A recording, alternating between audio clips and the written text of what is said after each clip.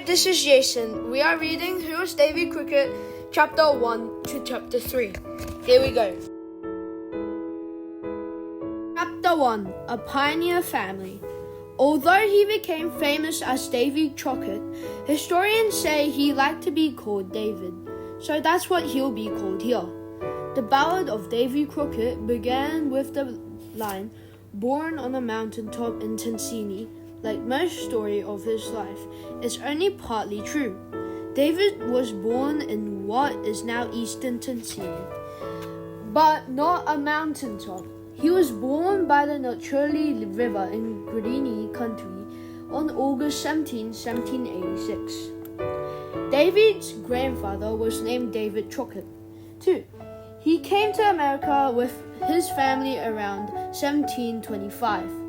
The Crockett's and Scottish roots but have been family living in Ireland. In America, the family traveled from Pennsylvania down the coast to the Carolinas. After that, they headed west across the Appalachian Mountains. They were searching for better land to farm. The Crocketts reached Tennessee in 1776. Today, we think of the West as states like Montana, Wyoming, Utah, and Nevada. But in the late 1700s and early 1800s, the West meant land beyond the original 13 colonies. Just a year earlier, the Chakotay people sold much of their land to a group of white settlers. Thousands more soon moved in. Some bought land and some squatted. Squatters didn't buy land. They had no legal right to it. But no one else was living in this part of the wilderness. So along with those other settlers, they cleared forests, built cabins, and started farms. The US government began claiming land too. That land has always been home to Native Americans. The government sold this land to settlers. Life was hard on frontier. There was no towns or cities yet. People lived miles from one another, but the opportunities seemed endless. By 1790s, around 100,000 white settlers had traveled from the original colonies to Tennessee and Kentucky. By 18,000, 4,000 as well, whites had settled there. The Indians had not expected these people to build on the land and take it over. They thought the white settlers just wanted to hunt. Often, the settlers would sign a treaty with a Native American tribe. The settlers would agree not to take over more land, but then more pioneers would arrive and the treaty would be ignored. The Native Americans were punished farther and farther west. Tribes like the Cherokee and Creek grew angry because they were losing their way of life, so they pushed back. Fighting broke out, and David's grandparents were killed in an Indian attack. By John Crockett, David's father was a grown man. By then, he and his wife, Rebecca, lived nearby the Carter's Valley.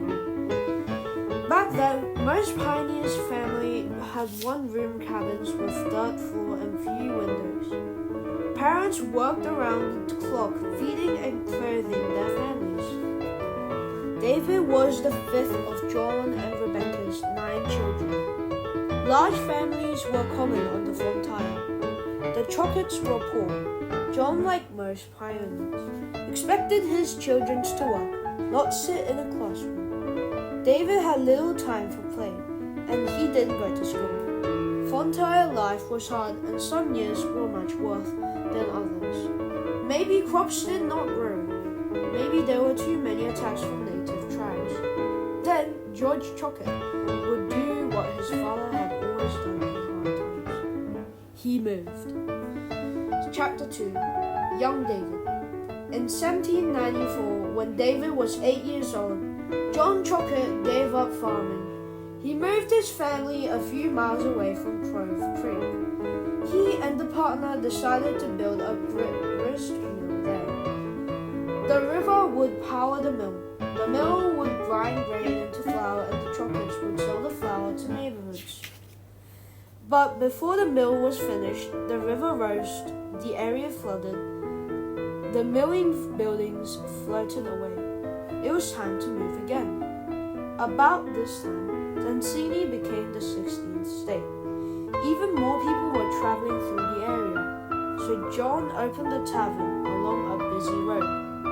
At 10 years old, David hunted game to feed guests. He had a sharp eye and a sure shot. Bullets cost money. He learned early to make every bullet count. Often, families hired out children to work so they could bring in money. When David was 12, he was sent to work on a cattle drive for a man named Jacob. So, his job was to help herd cows and bulls from Cove Creek to Virginia, where they would be sold. David was nervous. Virginia was 225 miles away. He'd be far from his family for the first time, and he would have to get all the way back home on his own. The trip to Virginia took 2 weeks. Years later, David wrote about it in a book.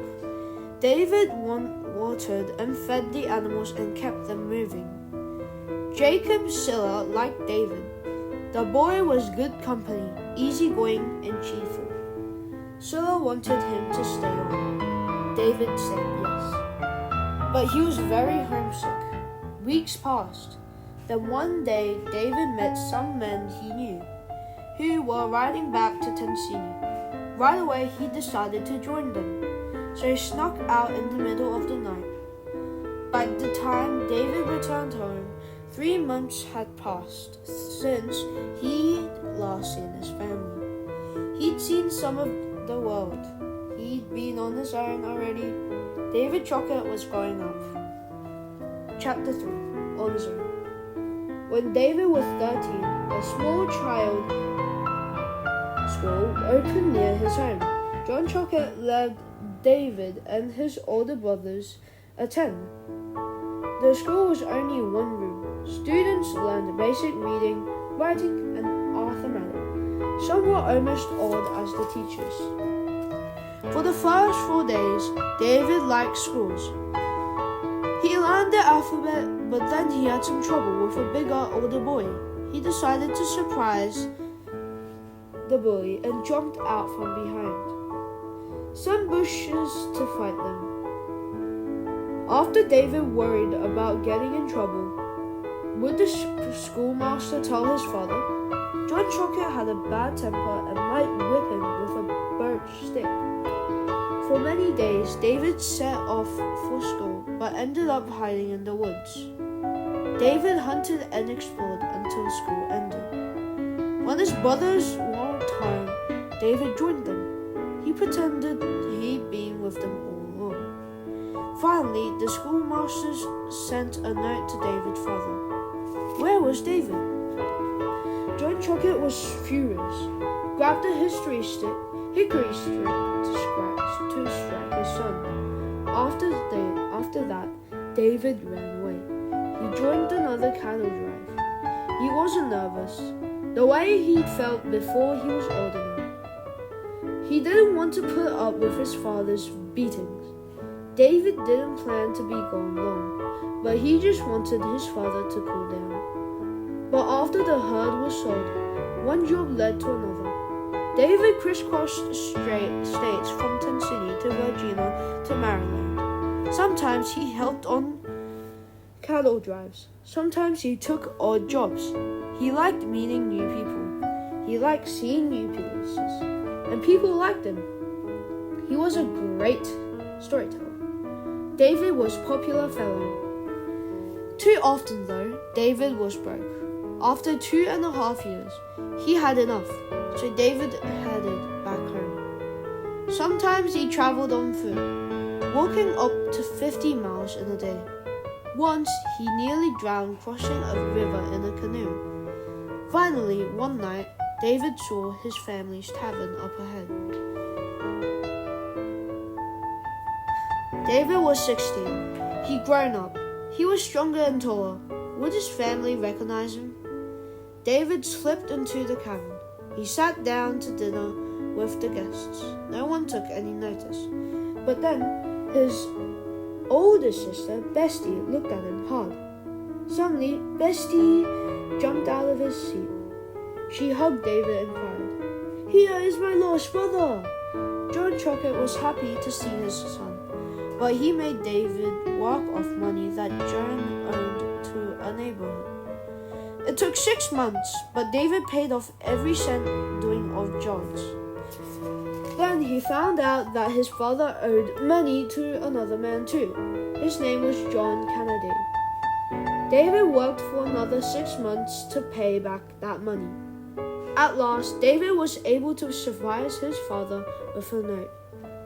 The note said John didn't owe any more money. His father was so grateful, he burst into tears. David no longer felt like a boy who had to obey his father. He had done his duty. Now he was a man.